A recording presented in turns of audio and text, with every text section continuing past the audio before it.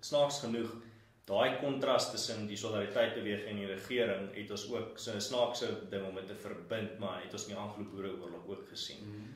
Maar daar het ons nog meer ekstreem daarvan gesien. So jy het 'n hoogs gedesentraliseerde mag aan die boere se kant gehad en 'n hoogs gesentraliseerde mag aan die Britte se kant.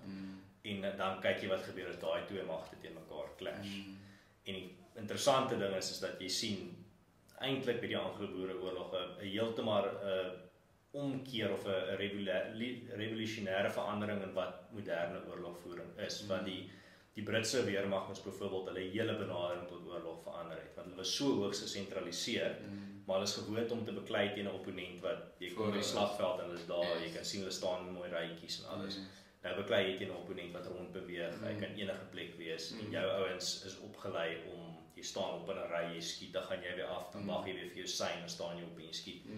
Dit werk nie. Maar aan die ander kant weet die boere was so hoogs gedesentraliseer, partykeer tot hulle nadeel ook, want jy kort ook 'n vorm van struktuur. So oral eintlik dis maar twee plaaslike voorbeelde vandag en in die verlede, maar oral in die wêreld dink ek is dit maar die groot debat ook, wat hoe gesentraliseerd moet jy in jou besigheid wees? Hoeveel mag moet net die hoof van die besigheid of die eienaar van die besigheid hê, en hoeveel vryheid en autonomie moet hy gee vir die mense wat van werk? Dieselfde in 'n nie winsgewende organisasie of 'n organisasie sonder winsoogmerk of in 'n regering of enige organisasie eintlik.